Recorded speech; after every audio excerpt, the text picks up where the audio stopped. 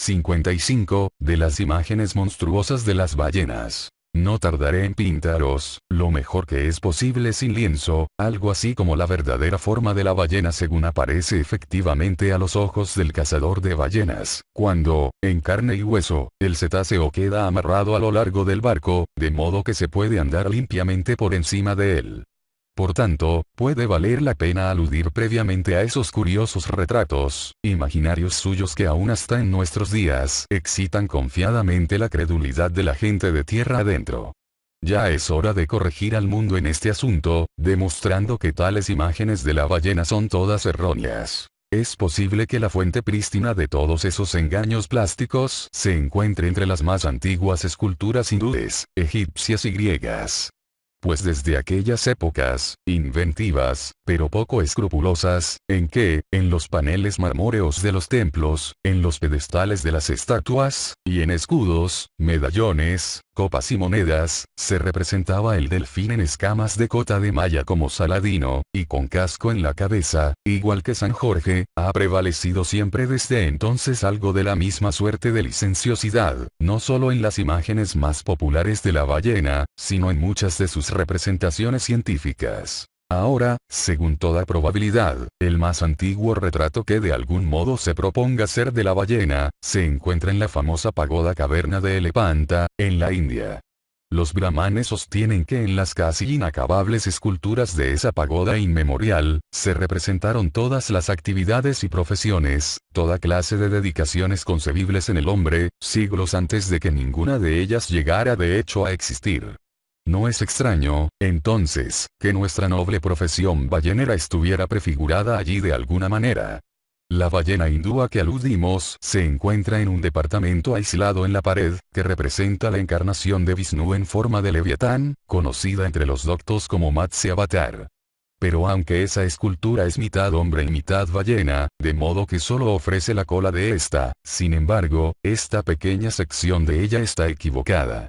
Parece la cola puntiaguda de una anaconda, más bien que las anchas palmetas de la majestuosa cola de la ballena auténtica. Pero id a los viejos museos, y mirad entonces el retrato de este pez por un gran pintor cristiano. No tiene más éxito que el antediluviano hindú. Es el cuadro de Guido que representa a Perseo salvando a Andrómeda de un monstruo marino o ballena. ¿De dónde sacó Guido el modelo para tan extraña criatura como esta? Tampoco Hogarth, al trazar la misma escena en su descenso de Perseo, lo hace ni una jota mejor. La enorme corpulencia de ese monstruo hogarthiano ondula en la superficie, desplazando escasamente una pulgada de agua. Tiene una especie de houda en el lomo, y su boca distendida y colmilluda, en que entran las olas, podría tomarse por la puerta de los traidores, que lleva, por agua, desde el Támesis a la torre. Luego están los pródromos balleneros del viejo escocés Sibald, y la ballena de Jonás, según se representa en las estampas de las viejas Biblias y los grabados de los viejos devocionarios. ¿Qué se ha de decir de estos? En cuanto a la ballena del encuadernador, retorcida como una vid en torno al cepo de un ancla que desciende, según está grabada y dorada en los lomos y portadas de tantos libros, antiguos y nuevos, es una criatura muy pintoresca, pero puramente fabulosa, imitada, según entiendo, de análogas figuras en ánforas de la antigüedad.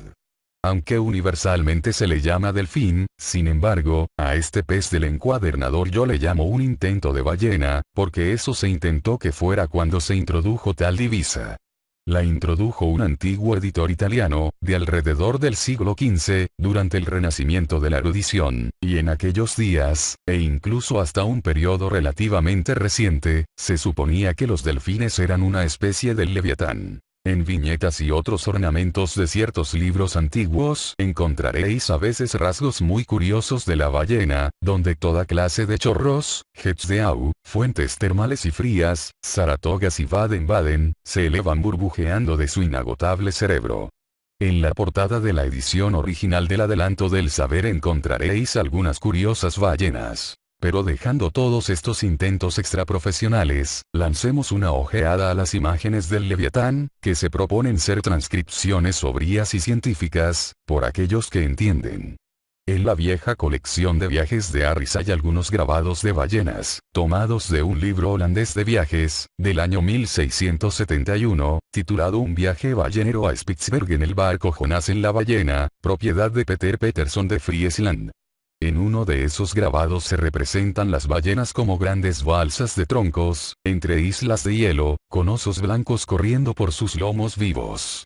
En otro grabado, se comete el prodigioso error de representar a la ballena con cola vertical. Luego, también, hay un imponente encuarto, escrito por un tal Capitán Colnet, oficial retirado de la Armada inglesa, titulado Un viaje doblando el Cabo de Hornos a los mares del sur, con el propósito de extender las pesquerías de cachalotes. En ese libro hay un bosquejo que pretende ser una imagen de un fisetero cachalote, dibujada a escala según uno muerto en la costa de México, en agosto de 1793, e izado a cubierta. No dudo que el capitán tomaría esta veraz imagen para utilidad de sus marineros. Para mencionar una sola cosa en ella, permítaseme decir que tiene un ojo que, aplicado, según la escala adjunta, a un cachalote adulto, convertiría el ojo de ese cetáceo en una ventana de arco de unos 5 pies de largo. Ah, mi valiente capitán, ¿por qué no nos pusiste a Jonás asomado a ese ojo?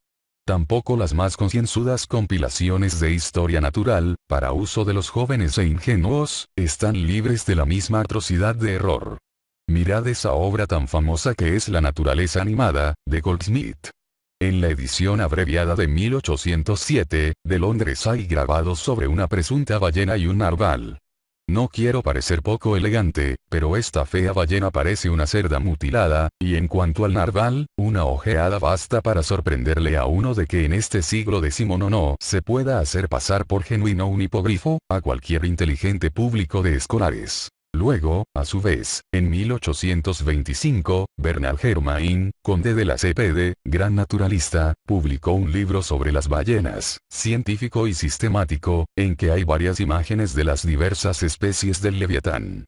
Todas ellas no solo son incorrectas, sino que la imagen del Mysticetus o ballena de Groenlandia, es decir, la ballena franca, el mismo Scoresby, hombre de larga experiencia respecto a esa especie, declara que no tiene equivalencia en la naturaleza. Pero estaba reservado poner el remate a todo este asunto de errores al científico Frédéric Cuvier, hermano del famoso Barón. En 1836 publicó una historia natural de las ballenas, en que da lo que llama una imagen del cachalote. Antes de mostrar esa imagen a cualquiera de Nantucket, haríais mejor en prepararos la rápida retirada de Nantucket. En una palabra, el cachalote de Frédéric Cuvier no es un cachalote, sino una calabaza. Desde luego, él nunca tuvo la ventaja de un viaje ballenero, tales hombres rara vez lo tienen, pero ¿quién puede decir de dónde sacó esa imagen? Quizá la sacó de donde su predecesor científico en el mismo campo, Desmarest, sacó uno de sus auténticos abortos, esto es, de un dibujo chino.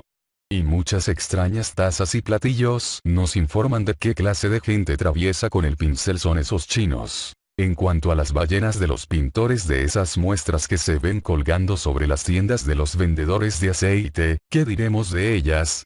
Son generalmente ballenas a lo Ricardo III, con jorobas de dromedario, y muy salvajes, que desayunan con 3 o 4 empanadas de marinero, es decir, lanchas balleneras llenas de tripulantes, y que sumergen sus deformidades en mares de pintura sangrienta y azul. Pero, después de todo, esas múltiples equivocaciones al representar la ballena no son muy sorprendentes. Consideradlo.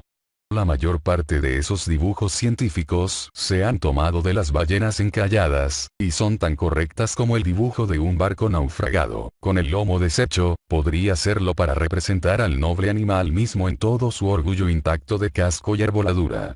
Aunque ha habido elefantes que han posado para retratos de cuerpo entero, el leviatán viviente jamás se ha puesto al pairo decentemente para que lo retrataran. La ballena viva, en plena majestad y significación, solo se puede ver en el mar, en aguas insondables, y, al nivel del agua, su vasta mole queda fuera del alcance de la vista, como un barco de guerra en la botadura. Y sacada de ese elemento, es para el hombre una cosa eternamente imposible de izar en peso por el aire, con el fin de eternizar sus poderosas flexiones y curvas.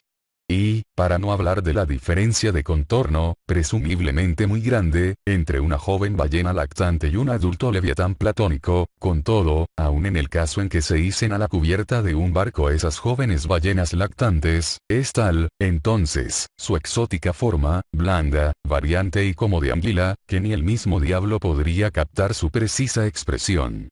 Pero cabría suponer que del esqueleto desnudo de la ballena encallada se podrían derivar sugerencias exactas en cuanto a su verdadera forma. De ningún modo. Pues una de las cosas más curiosas sobre este leviatán es que su esqueleto da muy poca idea de su forma general. Aunque el esqueleto de Jeremy Bentham, que cuelga como candelabro en la biblioteca de uno de sus albaceas, ofrece correctamente la idea de un anciano caballero utilitario de frente abultada, con todas las demás características personales dominantes de Jeremy, nada de este orden podría inferirse de los huesos articulados de ningún leviatán. En realidad, como dice el gran Hunter, el mero esqueleto de una ballena tiene la misma relación con el animal totalmente revestido y almohadillado, que el insecto con la crisálida que tan redondamente le envuelve. Esa peculiaridad se evidencia de modo sorprendente en la cabeza, como se mostrará incidentalmente en cierta parte de este libro. También se echa de ver eso en forma muy curiosa en la aleta lateral, cuyos huesos corresponden casi exactamente a los huesos de la mano humana, solo que sin el pulgar. La aleta tiene 4 normales dedos de hueso, el índice, medio, anular y meñique. Pero todos están permanentemente alojados en su recubrimiento carnoso, igual que los dedos humanos en un enguantado artificial. Por más inexorablemente que nos maltrate a veces la ballena, decía un día Stu humorísticamente, no se podrá decir de veras que no nos trata con guantes. Por todas esas razones, pues, de cualquier modo que se mire, es necesario concluir que el gran leviatán es la única criatura del mundo que habrá de seguir hasta el final sin que se la pinte. Cierto es que un retrato podrá dar mucho más cerca del blanco que otro, pero ninguno puede dar en él con un grado muy considerable de exactitud. Así que no hay en este mundo un modo de averiguar exactamente qué aspecto tiene la ballena. Y el único modo como se puede obtener una idea aceptable de su silueta viva, es yendo en persona a cazarla, pero al hacerlo así, se corre no poco riesgo de ser desfondado y hundido para siempre por ella. Por lo tanto, me parece que haríais mejor en no ser demasiado meticulosos en vuestra curiosidad respecto a este leviatán. 56. De las imágenes menos erróneas de las ballenas, y de las imágenes verdaderas de escenas de la caza de la ballena. En conexión con las imágenes monstruosas de ballenas, siento ahora grandes tentaciones de entrar en esos relatos aún más monstruosos sobre ellas que se encuentran en ciertos libros, tanto antiguos como modernos, especialmente en Plinio, Purchas, Acluit, Harris, Cuvier, etc. Pero dejaré a un lado todo eso. Solo conozco 4 dibujos publicados del gran cachalote. Los de Colnet, Huggins, Frederic Cuvier y Beale. En el capítulo anterior se ha aludido a Colnet y a Cuvier. El de Huggins es mucho mejor que los suyos. Pero, con gran probabilidad, el de Beale es el mejor. Todos los dibujos de este cetáceo por Beale son buenos, salvo la figura central en el grabado de 3 cetáceos en diversas actitudes, que encabeza el capítulo segundo. Su frontispicio, unas lanchas atacando a unos cachalotes, aunque sin duda calculado para excitar el cortés escepticismo de ciertos hombres de salón, resulta admirablemente correcto y a lo vivo en su efecto general. Algunos de los dibujos de cachalotes por J. Ross Browne son bastante correctos de silueta, pero están miserablemente grabados. Sin embargo, no es culpa suya. De la ballena propiamente dicha, los mejores dibujos de contorno se encuentran en Scoresby, pero están trazados en una escala demasiado pequeña para producir una impresión deseable. No hay allí más que un grabado de escenas de pesca de ballenas, y esto es una triste deficiencia, porque solo con tales grabados, si están realmente bien hechos, se puede obtener algo así como una idea auténtica de la ballena viva según la ven sus cazadores vivos. Pero, tomándolo todo en conjunto, las representaciones mejores, con mucho, aunque no del todo correctas en algunos detalles, que cabe encontrar en cualquier sitio, son 2 grandes grabados franceses, bien ejecutados y tomados de pinturas de un tal Garnery. Representan ataques, respectivamente, contra el cachalote y la ballena. En el primer grabado se representa un noble cachalote en plena majestad de poderío, recién surgido de debajo de la lancha, desde las profundidades del océano, y lanzando con el lomo en lo alto, por el aire, la terrible ruina de las tablas desfondadas. La proa de la lancha está parcialmente entera, y aparece en equilibrio sobre el espinazo del monstruo. Y de pie en esa proa, en un inapreciable chispazo de tiempo, se observa un remero, medio envuelto por el irritado chorro hirviente del cetáceo, y en ademán de saltar, como desde un precipicio. La acción del conjunto es admirablemente buena y verdadera. La tina de la estacha, medio vacía, flota en el mar blanquecino. Las astas de madera de los arpones dispersos asoman oblicuamente en el agua. Las cabezas de la tripulación, a nado, están esparcidas en torno a la ballena en contrastadas expresiones de espanto. Mientras que, en la negra lontananza tormentosa, el barco se acerca a la escena. Podrían encontrarse serios defectos en los detalles anatómicos de esta ballena, pero dejémoslo pasar, porque yo no sabría dibujar otra tan buena ni por toda mi vida. En el segundo grabado, la lancha está pasando a lo largo del costado, lleno de lapas, de una gran ballena de Groenlandia, a la carrera, que mece su negra mole algoza en el mar, como una roca musgosa desprendida de los acantilados patagónicos. Sus chorros están erguidos, llenos y negros como el hollín, de modo que, por tan abundante humo en la chimenea, se pensaría que debe de haber una buena cena guisándose en las grandes tripas de abajo. Hay aves marinas que picotean los cangrejitos, mariscos y otros confites y macarrones marinos que la ballena de Groenlandia lleva a veces en su pestilente lomo. Y durante todo el tiempo, ese leviatán de labios apretados se precipita a través de las profundidades, dejando en su estela toneladas de tumultuosos coágulos blancos, y haciendo a la ligera lancha mecerse en las oleadas como una yola sorprendida junto a las ruedas de palas de un vapor transatlántico. Así, el primer término es todo él una conmoción colérica, pero atrás, en admirable contraste artístico, queda la superficie cristalina de un mar tranquilo, las velas caídas e inmaculadas del barco sin fuerza, y la masa inerte de una ballena muerta, una fortaleza conquistada, con la bandera de la captura colgando perezosamente del asta inserta en su agujero del chorro. No sé quién eso era el pintor Garneri. Pero ha puesto la cabeza a que, o tenía experiencia práctica del tema, o estaba maravillosamente aleccionado por algún experto cazador de ballenas. Los franceses son la gente más adecuada para la pintura de acción. Id a mirar todas las pinturas de Europa, y donde encontraréis tal galería de conmoción viva y respirando en el lienzo como en el triunfal ámbito de Versalles, donde el observador lucha abriéndose paso, en confusión, a través de todas las grandes batallas de Francia, una tras otra, en que cada espada parece un relámpago de las auroras boreales, y la sucesión de reyes armados y emperadores pasa como una carga de centauros coronados. No del todo indignas de figurar en esa galería son las piezas marítimas de Garneri. La aptitud natural de los franceses para captar lo pintoresco de las cosas parece peculiarmente evidenciada en los cuadros y grabados que han hecho de sus escenas de pesca de la ballena. Con la 10ª parte de la experiencia de los ingleses en tal pesca, y ni siquiera la 1000ª parte de los americanos, sin embargo, ellos han proporcionado a ambas naciones las únicas representaciones acabadas capaces en absoluto de transmitir el auténtico espíritu de la caza de la ballena. En su mayor parte, los dibujantes balleneros ingleses y americanos parecen totalmente contentos con presentar el contorno mecánico de las cosas, tales como el perfil vacío de la ballena, que, en cuanto a lo que se refiere a lo pintoresco del efecto, viene a ser equivalente a esbozar el perfil de una pirámide. Incluso Scoresby, el justamente famoso cazador de ballenas de Groenlandia, tras darnos un rígido retrato de cuerpo entero de la ballena, y 3 o 4 delicadas miniaturas de narvales y marsopas, nos obsequia con una serie de grabados clásicos de bicheros, trinchantes y rezones. Y, con la microscópica laboriosidad de un leueno somete a la inspección de un mundo aterido 96 facsímiles de cristales de nieve ártica vistos con aumento.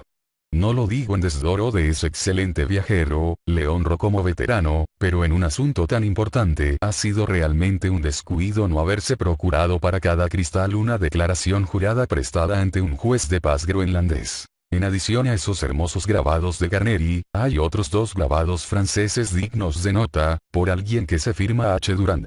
Uno de ellos, aunque no encaja exactamente con nuestro propósito actual, merece sin embargo mencionarse por otros motivos.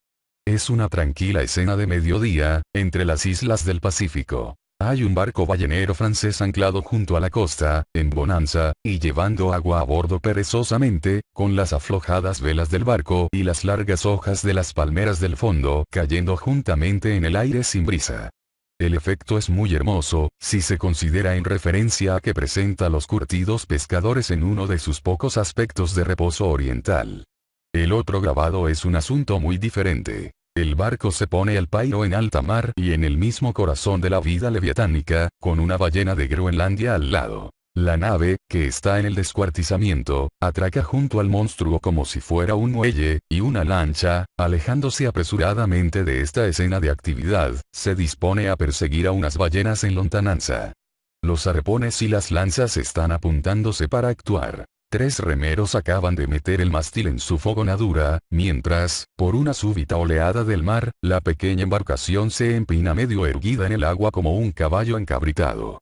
Desde ese barco, el humo de los tormentos de la ballena hirviente sube como el humo de una aldea de herrerías. Y a barlovento, una nube negra, elevándose con promesa de chubascos y lluvias, parece avivar la actividad de los excitados marineros.